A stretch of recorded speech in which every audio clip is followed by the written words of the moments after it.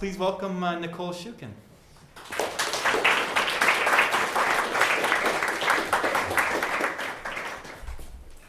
Thank you, everybody. I can't believe people came out on this chilly evening. It's really cold. But I'm so pleased to be here in this really funky space, and I so thank Dan for persisting and inviting me to be here. This kind of para-university thing that you have going is an idea that I admire hugely, and I'd love to, mobilize something similar in Victoria. The theme of aesthetics and politics, it looks like you've had this amazing roster of speakers this season who have been, thinking through the relationship between aesthetics and politics.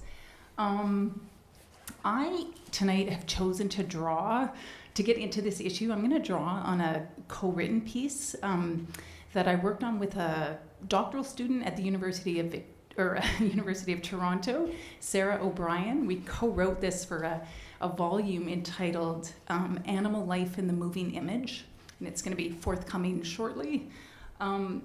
Sarah is now a postdoctoral fellow, so when I read from this piece, and I'm afraid I'm just going to kind of read straight tonight, with interruptions. I welcome interruptions from all of you. But when I read, I'm actually going to speak in the pronoun we, because it is in fact Sarah and myself who have collaborated on these ideas.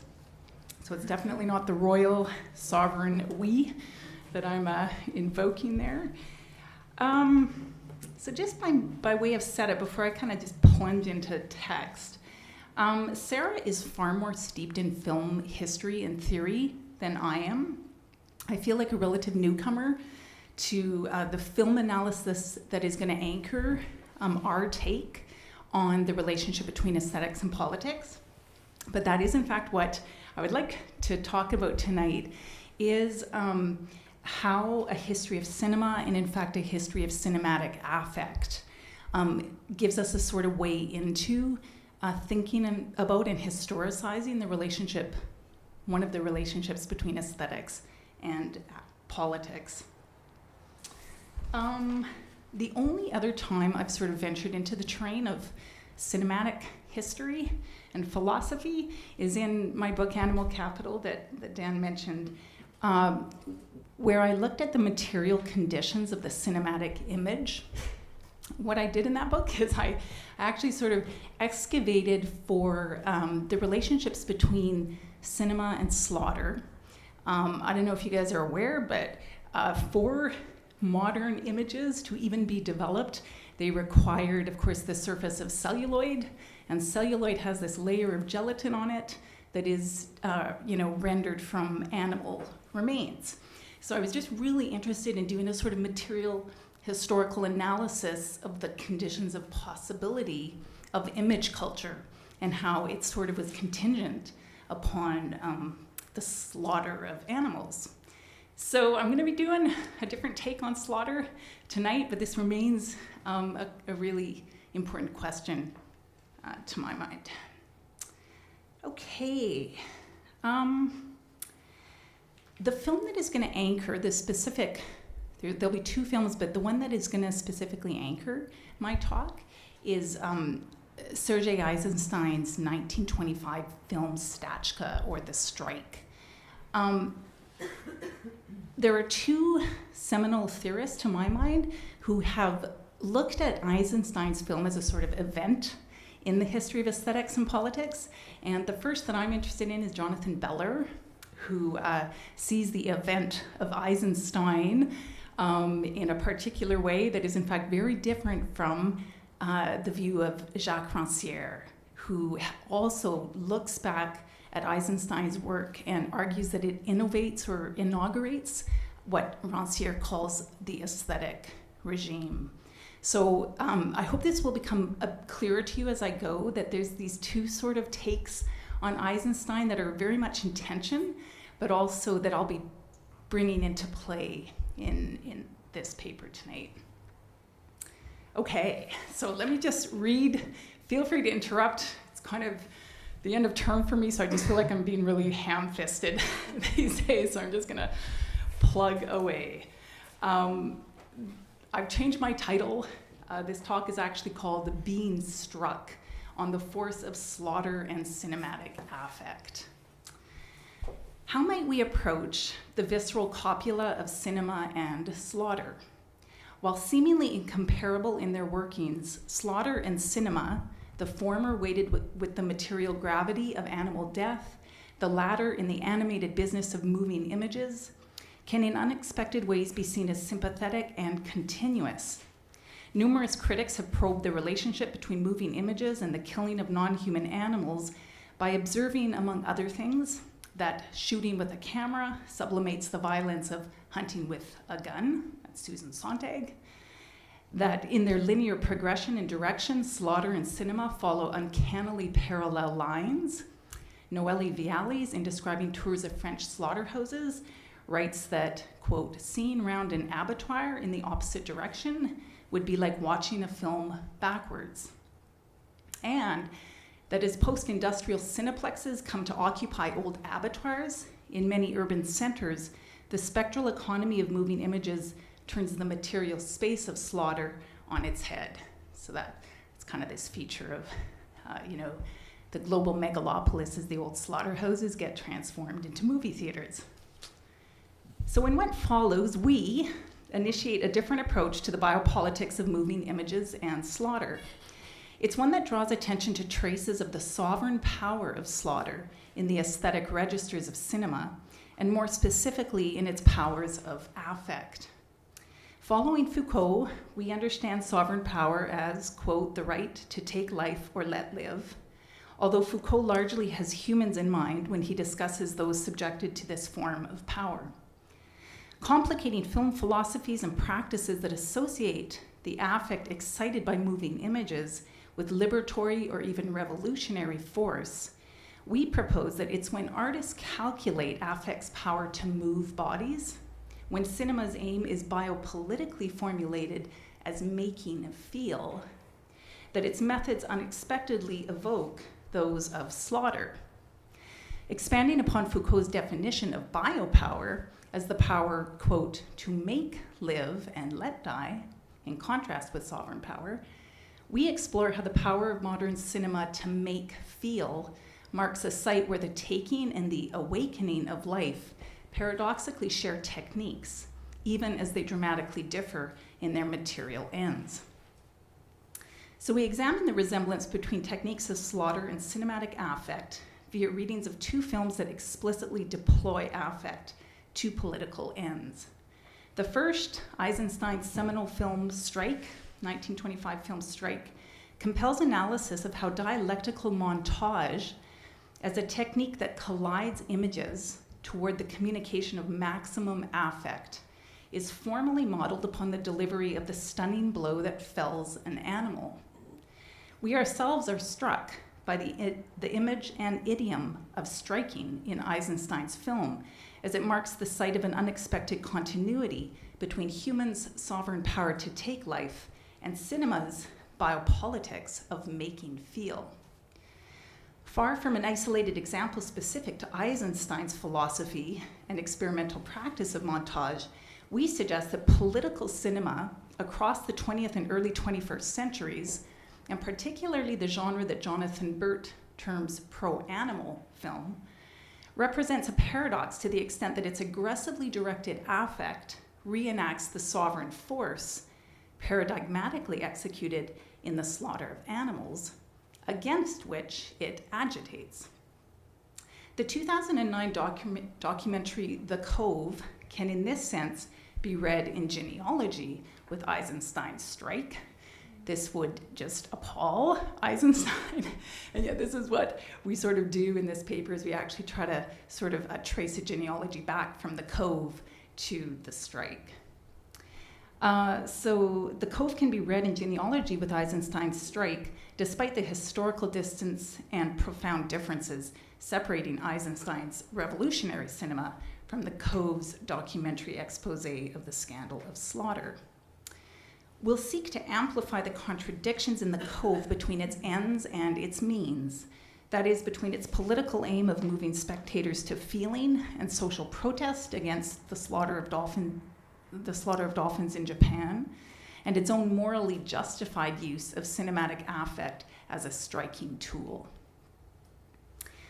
If striking as a filmic idiom and technique implicates the visceral force of cinematic affect in the death blow of slaughter, the attention we draw to it is ramifications for how the larger relationship between aesthetics and politics is conceived at the intersection of cinema and animal studies. The embarkation of cinema in slaughter prompts analysis of film's role in what Jacques Rancière calls the distribution of the sensible. Partage du sensible. The distribution of the sensible is Rancière's term for an aesthetic ordering of perception that partitions bodies, knowledges, and abilities into the times, spaces, and activities to which they ostensibly belong, apportioning certain shares or parts in the political community to some members while excluding others. As Rancière writes, the distribution of the sensible is a delimitation of spaces and times, of the visible and the invisible, of speech and noise. In his book, The Emancipated Spectator, he even describes it as an a priori distribution of the positions and capacities and incapacities attached to these positions. For Rancière, the aesthetic practices of literature, theater, painting, photography, and cinema name relationships between the visible, invisible, and sayable, unsayable, thus holding a potential to propose new relations between them. It's this potential that Rancière sees as the dissensual essence of politics. Moreover, Rancière reads modern cinema, including Eisenstein's work, within the historical framework of an aesthetic regime that breaks with what he calls a representational regime governed by mimesis, and thus introduces possibilities for dissensus and for a politics of equality, in Rancière's sense, into the given distribution of the sensible. I hope people know Rancière's work on there, because that's a really clumsy sort of synopsis of it, but all right. As Jean-Philippe Duranty elaborates, for Rancière, the task of political action is aesthetic, in that it requires a reconfiguration of the conditions of sense perception, so that the reigning configuration between perception and meaning is disrupted by those elements, groups, or individuals in society that demand not only to exist, but indeed to be perceived. A partage du sensible is thus the vulnerable dividing line that creates the perceptual conditions for a political community and its dissensus. Despite his concern for those parts that are excluded from common life, however, Rancière fails to adequately address the vulnerable division between humans and other animals. Although he hints at the possible interruption of a community of sense by non-humans in his complex theorization of a dumb art, Rancière assumes that the subject of politics can only be a human animal with the capacity for speech, the precondition of participation in political life. We will refer to this partition that itself subtends the work of Rancière as a distribution of the species, foregrounding the partitioning of species that goes unquestioned within the very concept of the distribution of the sensible. We simultaneously draw upon Rancière's work and note its limits as we trace the unexpected continuity between the sovereign power of slaughter and the power of cinematic affect. So even when its aim is to excite social action against slaughter, how might cinema protect an intransigent distribution of the species that reveals the limits of the aesthetic egalitarianism attributed to it by Rancière, among others? Okay, first or second section. Striking tools, moving images, and making feel. In Strike, Eisenstein sought to deploy techniques of cinematic montage to startling effect by cross-cutting shots of a bull's stunning and slaughter with shots of a brutal suppression of striking factory workers. This particular image sequence begins with a series of long shots showing hundreds of insurgent workers scrambling over an escarpment. It cuts to 3 shots, which condense the scene of the bull's slaughter. A hand thrusts a poleaxe, the weapon strikes the bull's head, and the animal collapses. There's a cut back to the woods where the militia is shown closing in on the workers. Then a cut back again to the bull with a staggered series of shots of its bloodletting. The sequence closes with several long shots of workers who have been slain by gunfire, a closing which suggests that the images of slaughter are emotionally instrumental, finally, to a socialist cinema agitating not against the plight of animals, but of workers. Eisenstein calculated, over-optimistically, as it turned out, that the dialectical montage generated by the collision of shots in this sequence would be synthesized by his spectators into a form of revolutionary consciousness, spurring movement against the deadening conditions of capitalist labor. So I'm going to just show, or have Alex show, a 1 minute or so clip from Strike, which gives you this piece of montage, so this particular slaughter strike sequence. And then I'll talk more about it.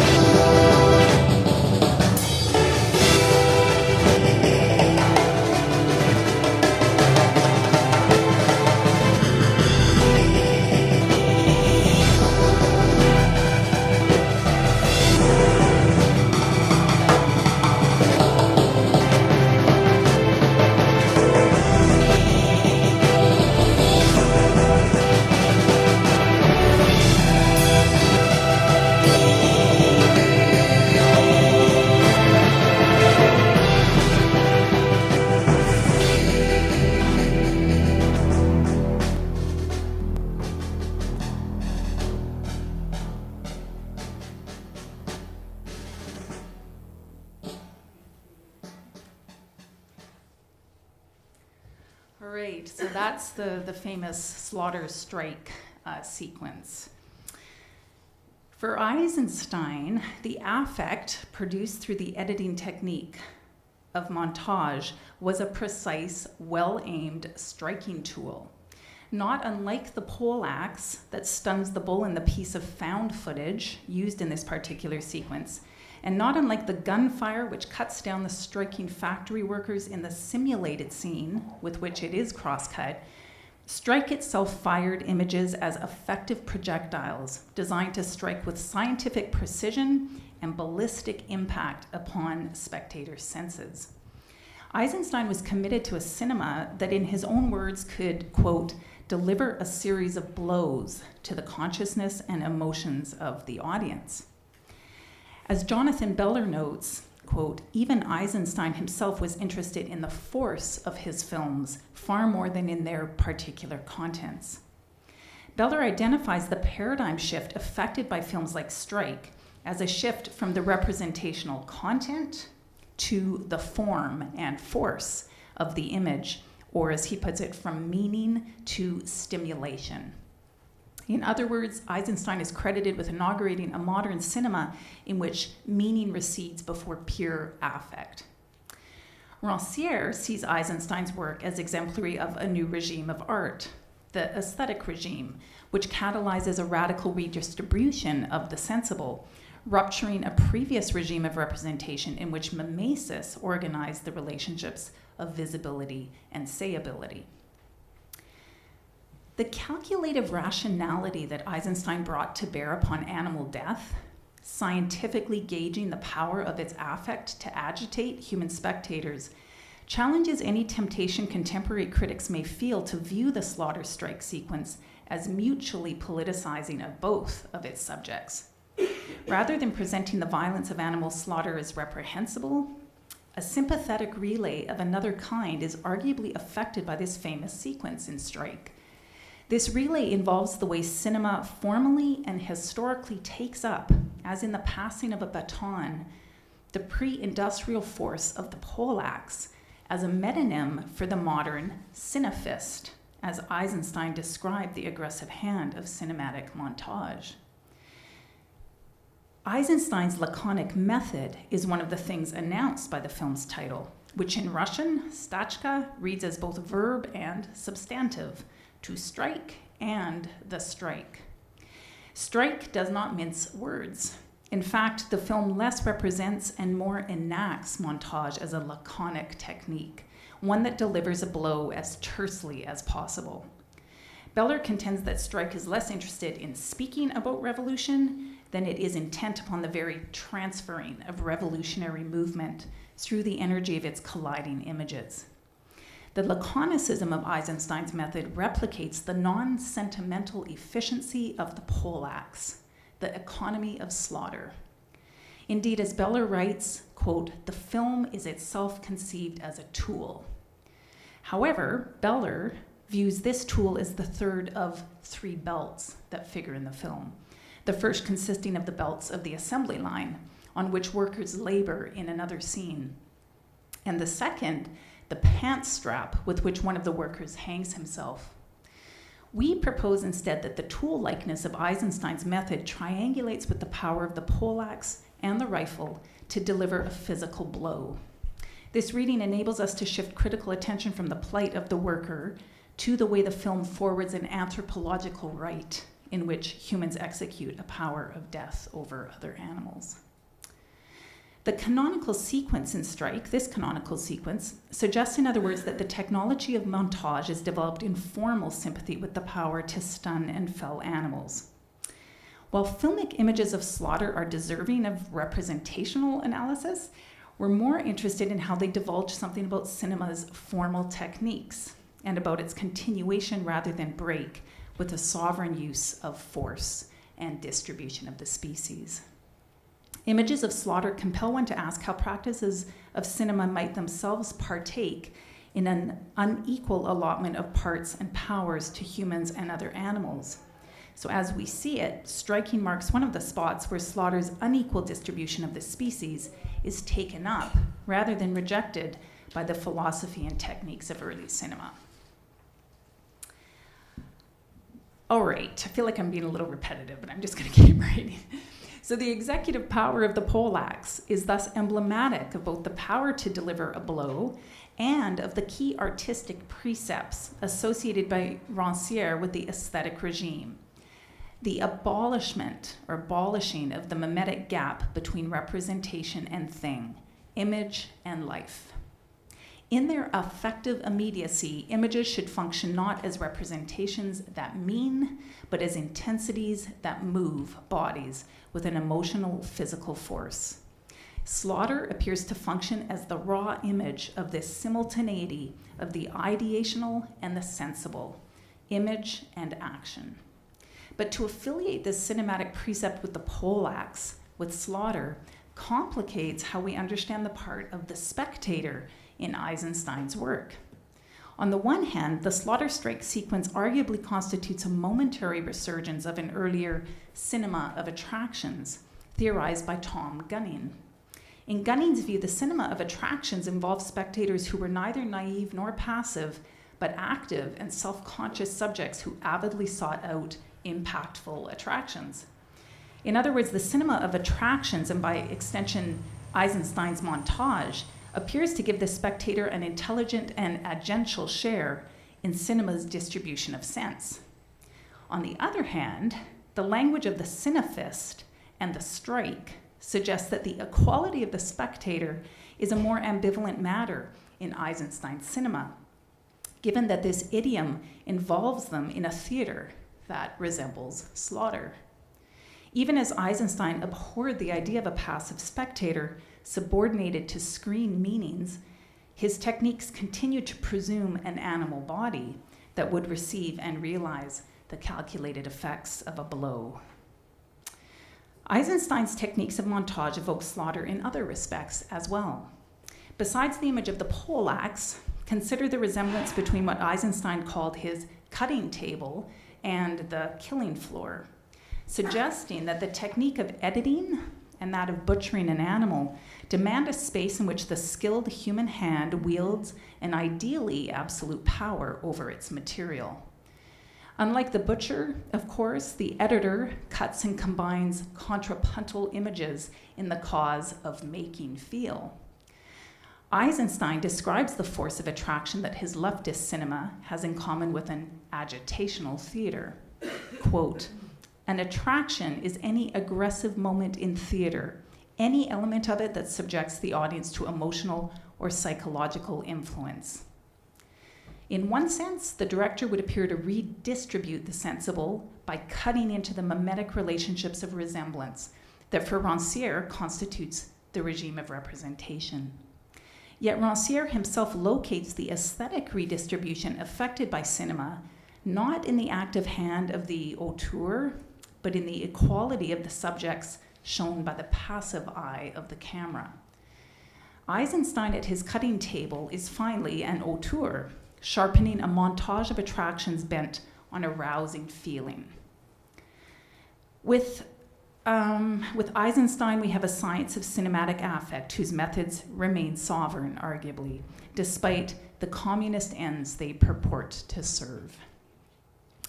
Other film theorists like Anat Pick suggest that a prohibition on the editor's power to cut, a prohibition on montage, may be one condition of what she calls a creaturely cinema, a cinema that breaks with the distribution of species we've been tracking in Eisenstein's film practice. For Pick, a creaturely cinema makes visible the material finitude and contingency to which all creatures are subject, a category of vulnerable life in which species partitions are no longer meaningful or relevant. Pick invokes André Bazin's essay, The Virtues and Limitations of Montage, in which Bazin proposes placing a ban on the powers of montage that have been of such a piece with the anti-naturalist aesthetics of modern cinema. Following Bazin, Pick favors an impassive cinema that, against Eisenstein's calculated efforts to excite affect, passively records, in her words, the precariousness inherent in the cohabitation of heterogeneous elements within a scene. So in other words, Pick sort of advocates for a cinema and a kind of camera work that would just simply record how, let's say, human and non-humans actually interacted in a scene or a space, and would not allow the editorial hand of, the director to actually fashion or cut or shape or edit that scene. So, contra a creaturely cinema, Eisenstein believed that in the methods of montage there was a, quote, formula for pathos, a formula powerful enough to induce an emotional seizure, in his words. Yet while aiming to strike spectators to paroxysms of life, his methods paradoxically resembled Slaughter's incapacitating blows. All right, how's everybody doing? Another section. This section is called Being Struck. In this section, we turn our attention more closely to the part given the animal and the spectator in order to ask how being on the receiving end of the blow, how being struck, relates to the cinematic distribution of activity and passivity, looking and laboring, humanity and animality. The etymology of to strike is instructive when it comes to unpacking the distribution of species underpinning Eisenstein's sense of the spectator as moldable material. After all, this action word traces back to a processing of animal hides or skins. Animal hides are struck, that is, smoothed, scraped, and stretched out in the tanning process. To strike also etymologically relates to the process of materially coining a piece of currency, to stamp with a stroke, or to impress a piece of metal coin. These two senses are among half a dozen usages that denote the production of uniform, homogenized materials. For instance, just as sand, grain, and joints are struck, or made level, so candles, tiles, and bricks are struck, molded. This etymology supports our sense that a significant contradiction dogs Eisenstein's pursuit of a cinema that stimulates spectators to life, given his conception of images as actions that are stamped upon a homogeneous material that's evenly receptive. The history of industrial slaughter has itself been read as an attempt to strike animal bodies with the same efficiency and regularity as coins and candles are struck. Although not neatly analogous, the spectator in the genealogy of cinema we're tracing from Strike to the Cove is also assumed to be universally bared or amenable to being struck. Eisenstein conceived of the spectator as a trainable organism, a bundle of receptors that could be psychophysiologically stimulated to become human in the image of communism. That a distribution of species underpins the place of the spectator in Eisenstein's system is made clear by the debt his techniques owed to the experiments of his Russian contemporary, Ivan Pavlov. Pavlov's scientific experiments sought to prove that predictable reflexes could be programmed in animals. Think of the infamous dog salivating at the sound of a bell. So Eisenstein effectively put human spectators in the place of Pavlov's dogs and sought to craft a cinema that would likewise condition human behavior. Among other things, he biometrically timed shot sequences to the rhythm of a beating heart in order to viscerally communicate at the level of an organism, at the level of the organism. Noting the influence that Pavlov's behaviorist reflexology had on Eisenstein, Beller observes that, quote, the goal of reflexology was to understand the organism by bypassing subjectivity. The goal of cinema for Eisenstein was similarly to trigger predictable, even automatic actions through a well-aimed bombardment of cinematic affect. His cinema targets a species body, unobstructed by the singularity of an individual human subjectivity. Again, Eisenstein's methods betray a deep ambivalence when it comes to the humanity or animality of the being on the receiving end of his cinema. He objects to the reduced humanity of the capitalist subject, yet his own techniques address the worker and spectator on the generic and biological level of a trainable species. In addressing the human as an organism with the universal ingredients necessary for manufacturing humanity, Eisenstein's techniques are clearly more than aesthetic. They are resolutely biopolitical. Beller glimpses this when he proposes that the films of Eisenstein inadvertently serve to turn workers into spectators, whose training in what Beller calls attentional biopower would support capitalism's shift in the 20th century to a cinematic mode of production. Indeed, Beller contends that a dramatic reorganization or redistribution of activity and passivity, production and reception is effected by Eisenstein. The spectator is conscripted by Eisenstein's Strike into a new attentional mode of production in which to look is to labor, in Beller's words. In spite of its intentions, writes Beller, the strike, like capital itself, participates in producing a new regime of the sensorium. The pleasure of consuming images masks the labor, in Beller's view, of suturing and realizing the value of images within a system of cinematic capital that vampirizes the immaterial labor of human attention and affect. For Beller, Eisenstein's vision of the spectator's affective labor is in fact realized, but in the service of the very system of capitalism that Eisenstein hoped to overturn. What the biopolitics of striking finally reveals, we think, is a cinema that aims to determine the human, to strike the human out of a material that does not yet fully qualify. Making feel through techniques of cinematic affect is ultimately a project of making humans, a humanity that is realized and authenticated when spectators react with the appropriate feeling and action to the force of images. As we turn to briefly examine the cove, we'll see that to be a member of Homo sapiens and not be moved by the force of cinematic affect is to have one's humanity placed under question, to be at risk of inhabiting the place of the dumb animal. So, next section. I feel like a serious talking head up here. I'm sorry, this was my choice, but I hope you're not feeling like you're being struck dumb, which is the the title of my next section. So, being struck dumb. We read The Cove, hopefully some of you have seen the documentary The Cove, in lineage with Strike, even though we grant that Eisenstein would be appalled by the association. In many respects, his experimental techniques of montage could not be more at odds with the naturalistic techniques deployed in The Cove. Let's just point out one economic incommensurability. The Cove's power to represent dolphin slaughter with extreme fidelity is contingent on the significant capital backing it. The film was funded by Netscape founder and billionaire Jim Clark, directed by a National Geographic photographer, and made in consultation with top-level industry experts.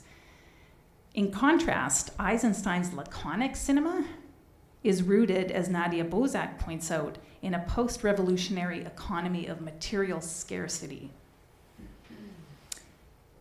Not only were filmmaking supplies like cameras and film stock, but also textual meaning scarce. The signature marks of frugality in Eisenstein's film, like shot repetition, found footage, must be read in this light as a means of both rationing material resources and maintaining editorial control. Despite their differences, however, the aggressive techniques of affect deployed in The Cove can be read as reshaping and extending the grasp of Eisenstein's cinefist. Whereas the poleaxe stands as a literal emblem for the force of cinematic affect in Strike, the fisherman's harpoons do so in The Cove. The film's animal subjects and human spectators are ensnared in a prolonged, multisensory exposure.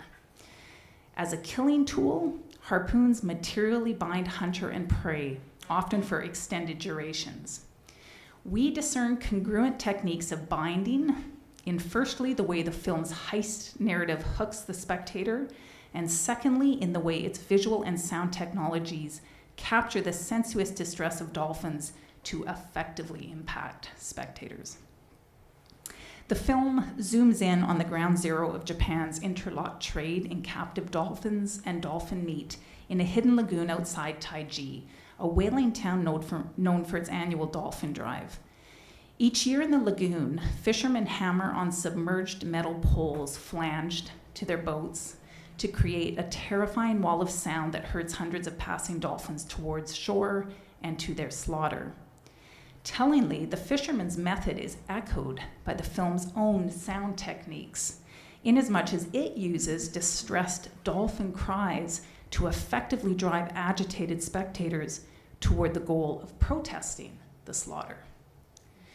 To capture the affect of slaughter, the film team covertly plants high-definition cameras and other state-of-the-art devices around the lagoon. The spectator can then be directly exposed to the recorded sights and sounds of slaughter, as well as invited to indirectly watch others when they're first exposed to the raw footage. This spectatorial structure of watching others react, or not, to the footage and judging their humanity on the basis of their affective responses is crucial, as we'll see, to the other covert work the film does under cover of its pro-animal cause, that of determining the human. The instigator of the Cove's mission, famous dolphin trainer turned activist Richard O'Barry, is entrusted with the final cinematic act of exposure. O'Barry personifies the ideal instantaneity of image, affect, and action that striking pronounces. The three are unified in his person. He also functions as the measure of humanity, certified by his effective and activist response to the dolphin slaughter. In the documentary's concluding sequence, he strides into a meeting of the International Whaling Commission with a portable video screen strapped to his chest and battery packs looped to his belt. The camera follows him as he makes a slow, deliberate circuit of the conference room, pausing intermittently so that commission members and a cluster of journalists can see the screen. From the palpable sense of discomfort in the room, viewers of The Cove understand that he is screening the graphic footage of slaughter. O'Barry is next shown at a crowded intersection in a Japanese city. He now stands in the middle of a street, the screen still strapped to his chest. Crowds flood past him, their hurried disinterest heightened by the use of fast motion cinematography. In the final shot of the film, a small group of passers-by forms around O'Barry. They appear to be momentarily struck by the scene of slaughter on his chest. Then the film cuts to black. The Cove's activist gesture of taking film out of the theater, of making a surprise attack on an unsuspecting public, is one way we read the film's extension of the power to strike. And accompanying the right this scene exemplifies to effectively strike with impunity, there's the film's implicit power to determine who is human on the basis of their feeling or unfeeling reactions to the footage, incriminating the inhumanity of those who fail to respond. A distribution of the species can be glimpsed in the film's interest in discriminating between the human, a category which is no longer reserved solely for Homo sapiens, but excludes some humans, even as it includes some animals, such as feline cetaceans, and non-human. So to return to one final short scene in The Cove, the director is particularly interested in high-fidelity sound technology aimed at reproducing a three-dimensional experience of what's going on in that lagoon, as he puts it.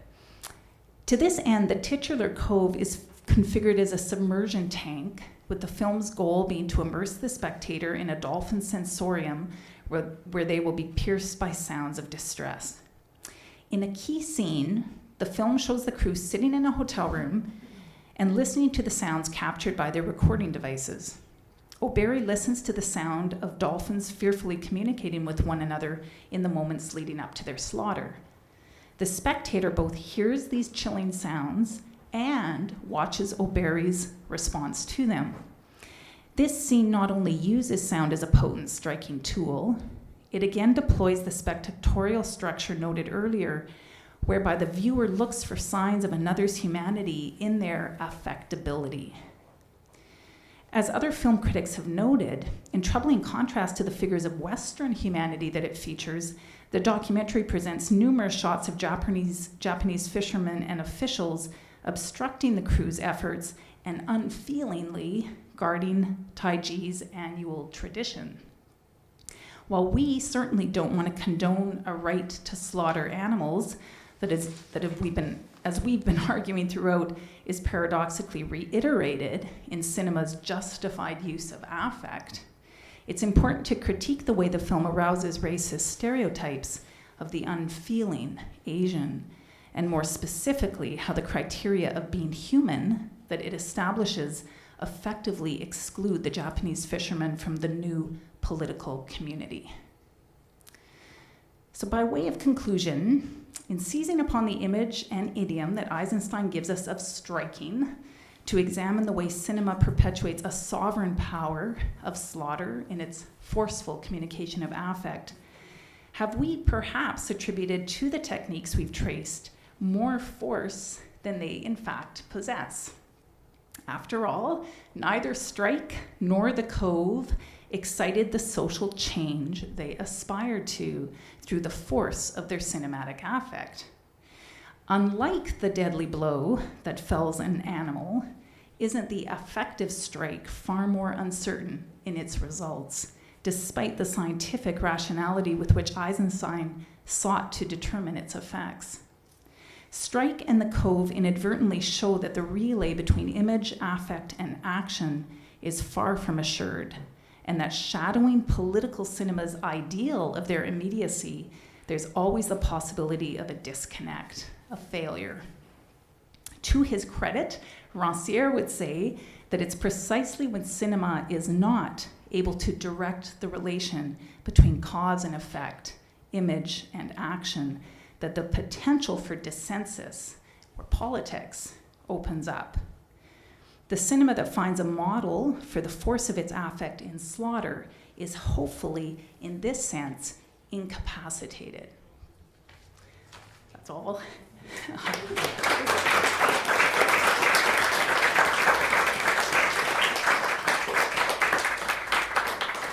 So I hope we can just open this up to conversation and questions, comments. I'm not sure how you proceed, Dan. That's how you usually go. Yeah, so any thoughts or comments? Don't make your questions too difficult because I'm feeling hammered by the cold and the end of term. But actually, I do welcome tough comments. And I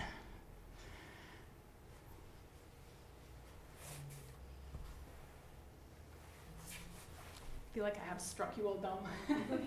I haven't really formulated this fully in my head, so maybe you can help connect the dots a little bit to this question. But I guess kind of interested in the relationship between the things you've been talking about and class a bit, and you talking about the Japanese fishermen is kind of what I'm getting at, that they're kind of like they have like an economic imperative to kind of kill these dolphins, and the same is kind of true in Newfoundland with the seal hunt, which has a similar appeal, like effective appeal for its activism, but it's like a huge part of Newfoundland's economy. And I don't know, have you seen the movie Wake in Fright? It's an Australian movie. No. Okay, I won't talk about it if you haven't seen should. it, but you should see it. It's pretty cool. It's about, like there's a kangaroo hunting thing going on in there. Is it similarly sort of trying to It's excite affect against? it's actually more like dehumanizing, I guess, than like appealing to be. Yeah, it's kind of the opposite move, but it's a very good movie. Yeah. Anyway, I'm just wondering about that, and also like my other thought was about kind of like eating meat and like the ethics of meat and food and that relationship to class, that like there's kind of like organic food movement, like vegetarianism, etc., and like the ethics of that, but it's also something that's not necessarily accessible to people who don't have a lot of money. Yeah. I don't know. I don't really have a question. No, those are really really good questions. And I mean, the question of class, your first question, I think is so important. And I'm still trying to figure out sort of what is going on when it comes to how, when it comes to, let's say, Beller's argument. Okay, so the key thing that Jonathan Beller sort of argues for, in my understanding, is that what Eisenstein cinema does is it actually takes a laboring class that formerly labored like materially, right, on the auto assembly line. So the model of that material labor on an assembly line gets sort of transubstantiated through the reorganization of kind of sense that Eisenstein's films introduce. It gets kind of like remade into a form of affective or attentional labor, right? So it's going to be the spectator becomes the figure of the new laborer, whose eyes are stitching together images and whose attention is actually realizing the value of the image in a system of capital. Now I'm just trying to link this back to what you're saying, because weirdly enough, there's this strange kind of like displacement then of material labor, right? Like the Japanese fishermen who are still involved in a kind of material, like economic trade in dolphins. That becomes kind of, there's this really weird kind of divide that opens up between the new labor, you know, of the spectator, and then that old labor, which is unfeeling, blunt, material, you know? And so I wonder, I'm not sure if that helps at all, but I think partly that's what's going on in the event that is Eisenstein, is this kind of reorganization of what labor looks like. And the image of today's labor would, let's say, be the spectator for Beller. What that does, though, to the laboring class that continues to be involved in forms of material labor seems to be this this real kind of like othering and this real kind of exclusion of that image of labor, you know, on a certain level. Yeah. I don't know if anybody else has thoughts around this. I have like kind of a like somewhat related thought. Like I was just thinking about, like Dallas Smith wrote something very similar about this like back in the 60s. Like he writes about the audience commodity. He's not the only one that does, but it's a very similar idea to what you're talking about with Bella, where there's like a kind of labor that goes into, or where an audience's attention is a commodity that advertisers are buying. Right. But in that case, it's not that kind of labor replaces material labor, it's that it compounds material labor. So it's like you're still kind of like, you know, working your whatever job it is that you're working. Yeah. And then on top of that, like basically all of your time that's not sleeping time is sold to various. But the other interesting thing like that I'm thinking about now that I hadn't before is that Smythe is really particularly talking about advertising. He's not talking about art film. So that is like a kind of different a significant difference. And the reason why art film is so important is because, at least in the reading of Bella and Rancière, is it actually it does bypass meaning. Like it actually is very effective in kind of short-circuiting meaning and achieving this force of affect, you know? Whereas advertising does that, but advertising still, you might say, is sort of bound up in a sort of representational system, right? Selling meaning and as well as deploying affect. But yeah, that's a great sort of layering onto this, because what seems to happen in, let's say, the Cove is this kind of is this absolute disconnect from the sort of material, like, history of economic labor, in a sense, right? And that sort of demonization. It's I'm trying to figure out how the film itself, sort of valorizes, you know, a kind of attention and affect that results in that kind of displacement. As for the question about meat and eating, that is so thorny and so huge and clearly so important. You know, the way that I try to kind of like touch on this when I'm asked to is I just try to talk about how you know, the consumption of animals, let's say, or the sort of appropriation of animals into a sort of capitalist consumer culture is not something that can be addressed solely at the level of like diet. So the consumption of images, to my mind, is as implicated in you know, sort of economies of violence surrounding animals as is the eating of meat. So I guess my tactic actually is to say, well, like, think about eating meat, like think about your food practices, but also think about the consumption of images as, again, both viscerally dependent upon rendered material, right? At least modern cinema and modern image culture is actually, you know, made possible through slaughter and rendering, but also, like, you know, the consumption of sort of the symbolic, the affect of animal life and death, to my mind, becomes like a sort of practice of consumption that usually passes examination because of the focus on, you know, food consumption. So I think both have to be kind of going on at the same time. Again, others, I invite others to jump into the fray because it's such a thorny set of questions. Yeah. When you were talking about attentional mode of production and tension of labor, I kept thinking over and over again about children and the process of socialization and the sort of making feel in order to make human being essentially socialization and the creation of the symbolic. So I'm wondering, in relation to that, the idea of the distribution of a species, how, other than through the symbolic and the, you know, if not, I mean, basically linguistics, would you propose that distribution or that delimitation occur? Like how it actually happens, or how we might undo the distribution of the How we might undo species, it or and what we both. replace it Yeah. I think your example of children is a really brilliant one. You think of how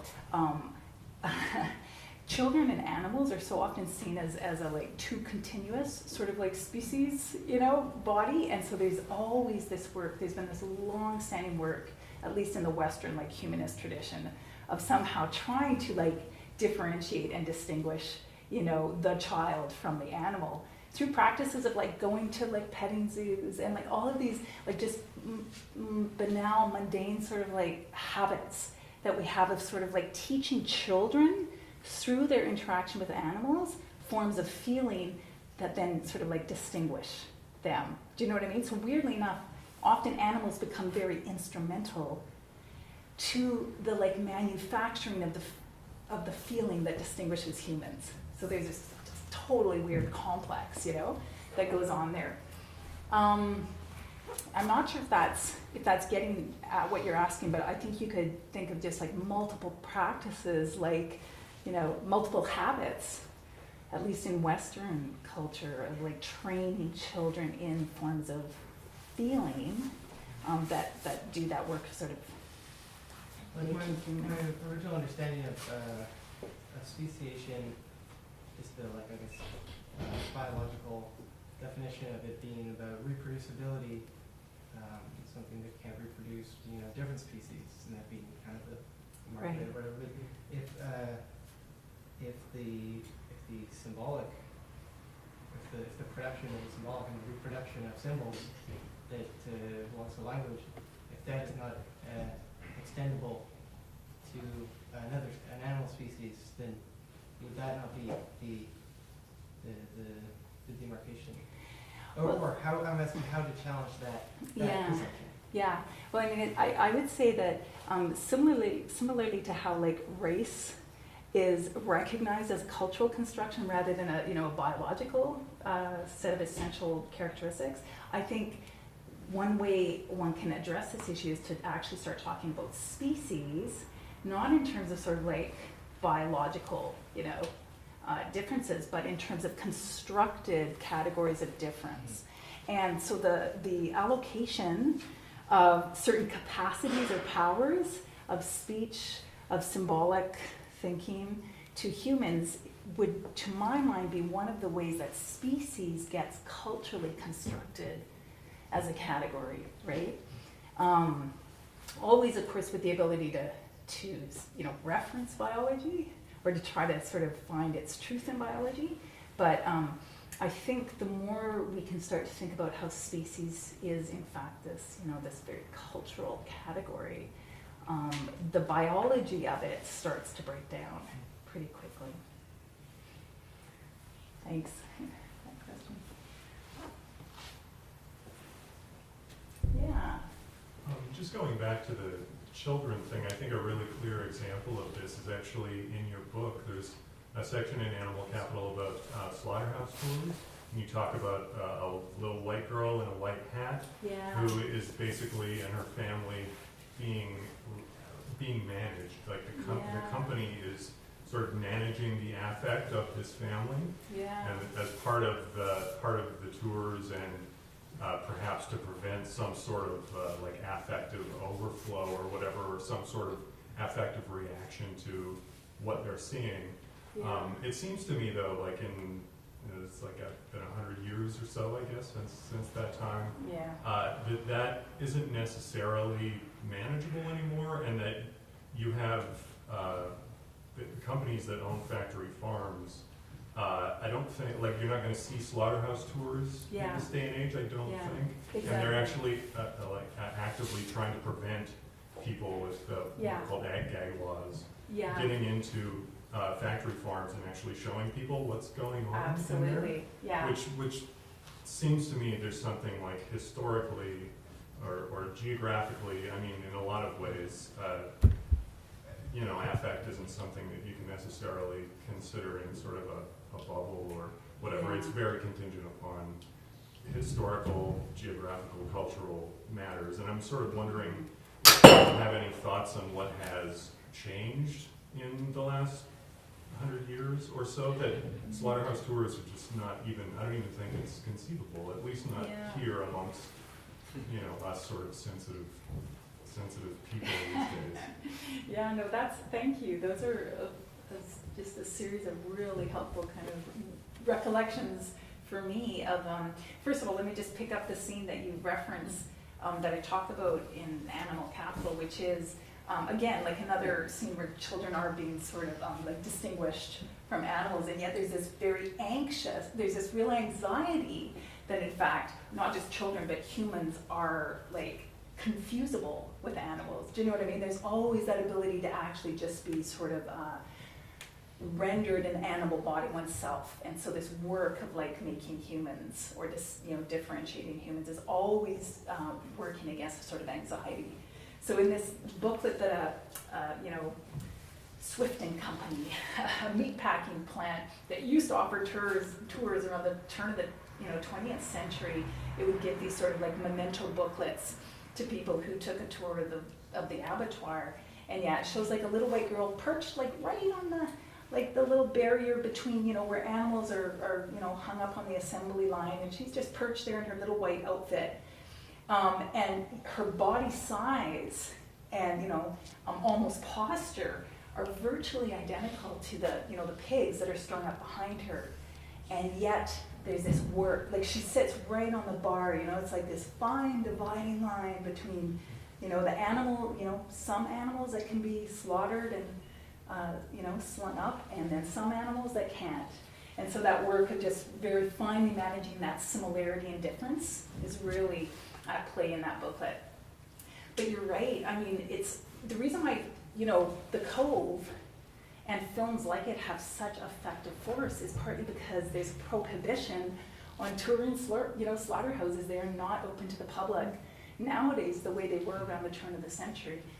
And I'm not sure totally why that is. I think clearly just the intensification of like industrialized slaughter is part of it.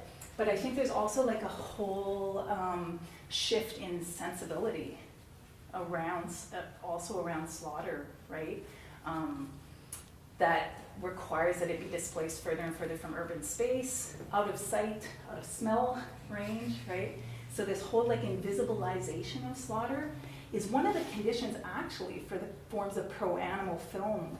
Like, it's one of the conditions of emergence of exposés like The Cove that actually then feel like they need to make visible what has been displaced from view. There's so many, I think, complicated and intersecting reasons for slaughter's displacement from sight and sound and smell. I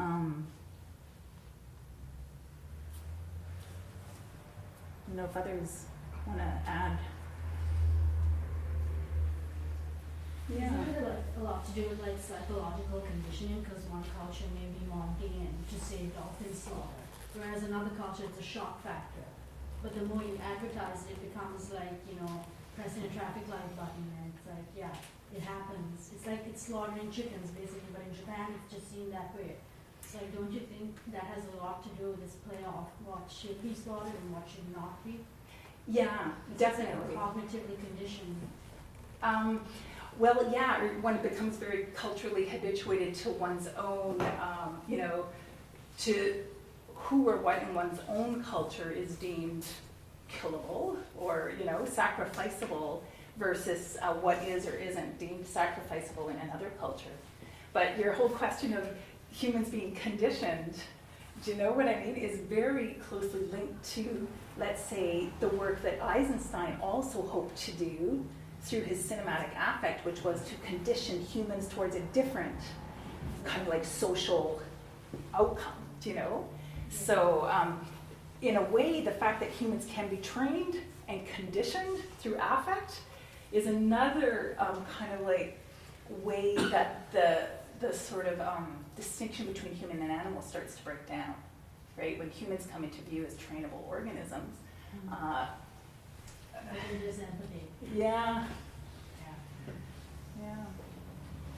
Yeah, I was just wondering if you've engaged much with the ideas of Peter Sloterdijk, Rules for the Human Zoo, and those kinds of texts. A little bit, not as much as I would like to. Have you? Can you? Yeah, well, it just seems to me that some of your account is echoic of his, especially the way that he figures this kind of proletarianization of the nervous system, and how something like digital biopolitics, attention capturing technologies, has this emergent bestializing effect on humanity that is very much constitutive of the human in a way that we've yet to sufficiently reflect on. Right. Yeah. So again, tied in with the whole question of biopolitics, which addresses the human at the level of its species. Yeah, and the sort of dark, unexpected underbelly of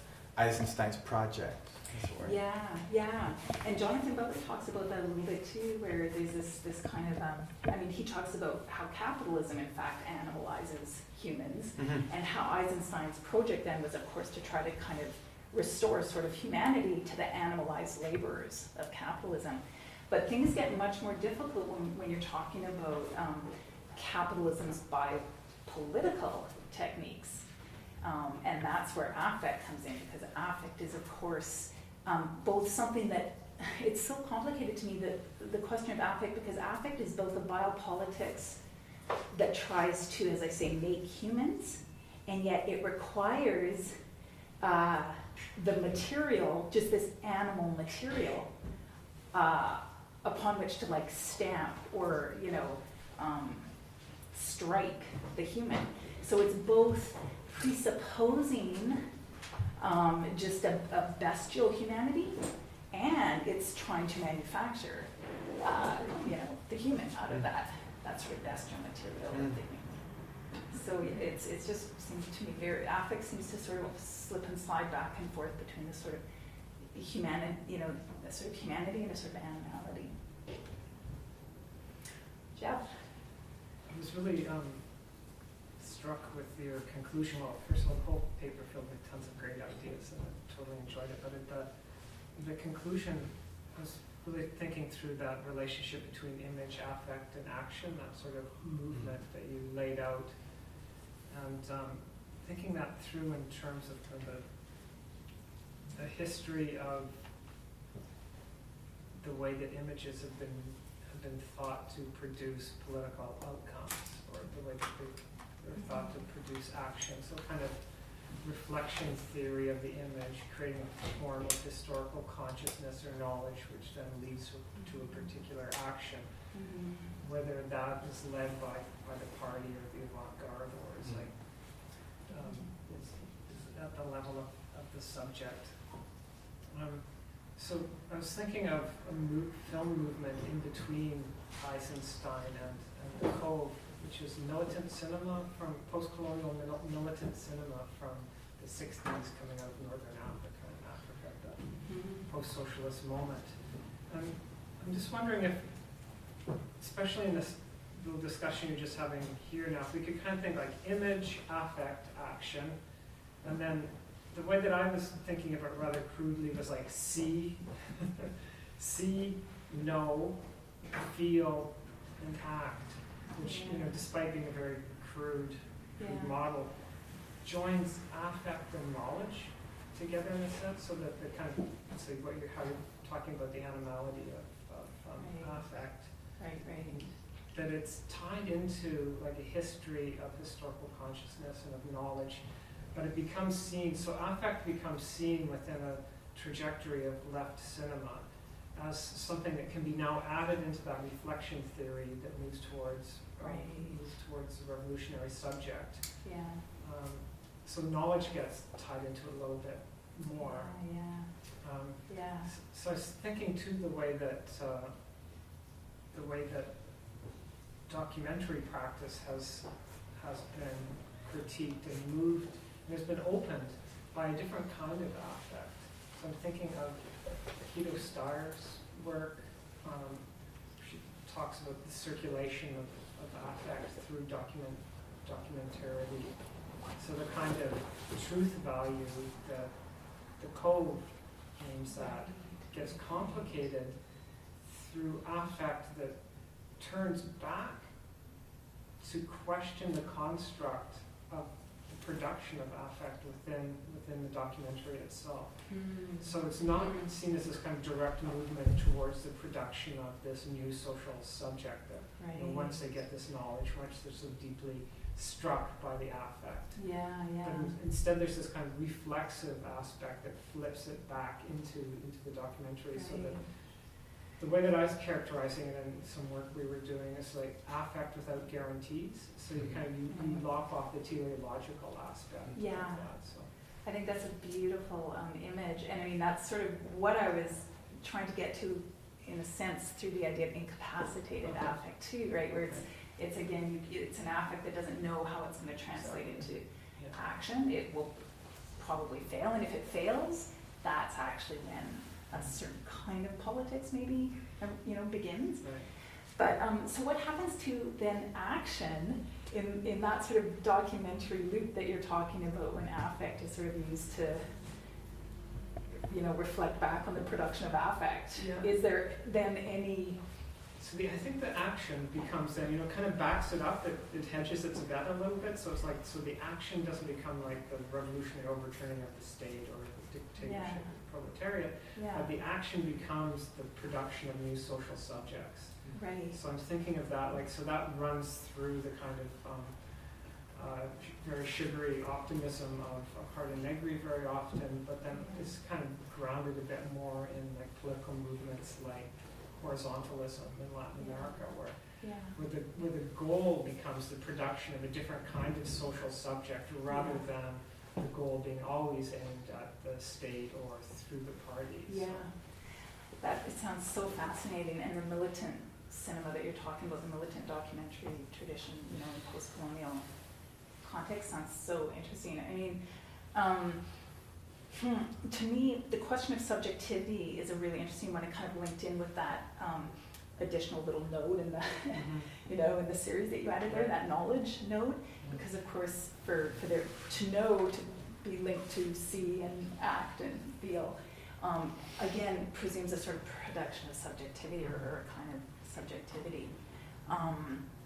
And I guess when you think about how the production of affect in a sort of capitalist machinery has been used to produce subjectivity, and Lazzarazzo's work on the production of subjectivity really begs the question of how one can then produce kind of alter subjectivities, through similar techniques.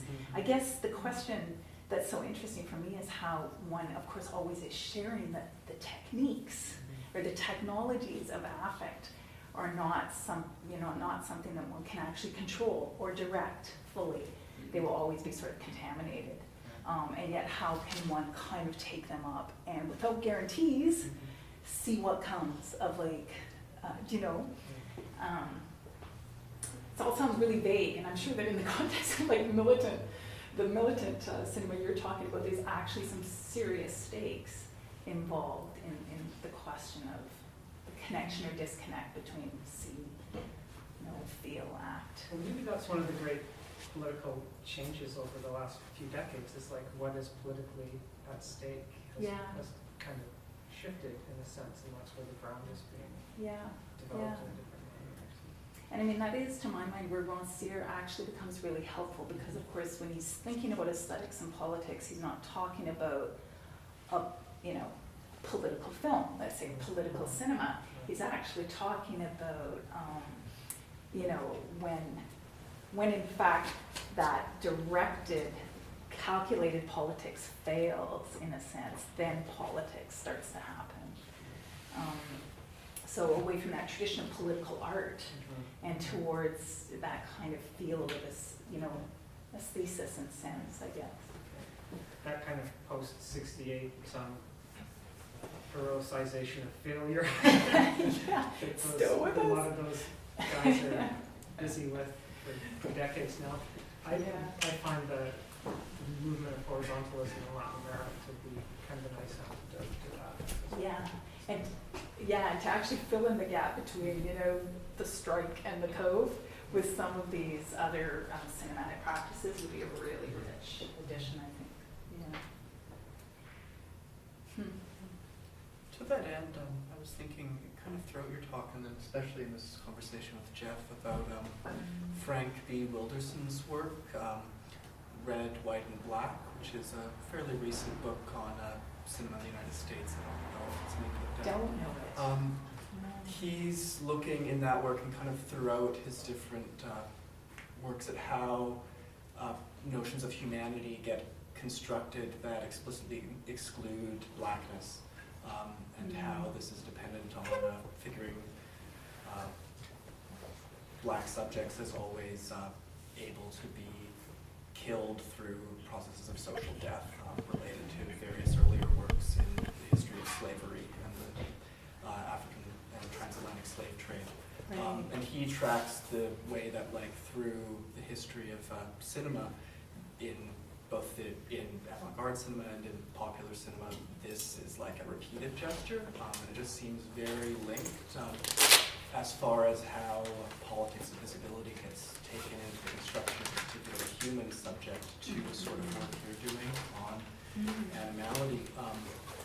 But then, what's interesting, and I think makes his account really vital to look at, is his thoroughly pessimistic take on the possibilities for an alternate subjectivity to arise using those same tools. Yeah. I'd say I feel like I'm pretty pessimistic. Totally. But you know what I mean? Because in a sense, despite myself, because I consider myself this kind of good Foucauldian, who looks for the historical ruptures rather than continuities, weirdly enough, I'm just more and more seeing, in fact, these just persistences and continuities, So despite the introduction of shocking modernist cinemas and, all of these techniques that actually try to initiate a redistribution of the sensible, it just seems like there's these sort of, habits that just keep on finding their new sort of tool or form. So yeah, it's hard not to be pessimistic, and I find myself in a similar kind of place. But the idea of just not being able to guarantee the outcomes of a sort of effective, production becomes, I think, really interesting, because it does just challenge, I guess, that human subject of politics. The idea that the human is this self-same subject of agency who can direct their actions and their affects in certain ways. It actually starts to undo that sort of human that undergirds our ideas of politics and what counts as political effectivity, what is politically effective, what is political action, right? When we might actually have to start to talk in terms of almost political passions in ways that actually involve the human sort of undergoing, kind of dissolution in certain ways. I think we should continue this conversation thither. I would invite people, if they want to keep talking about this, I'd love to. So.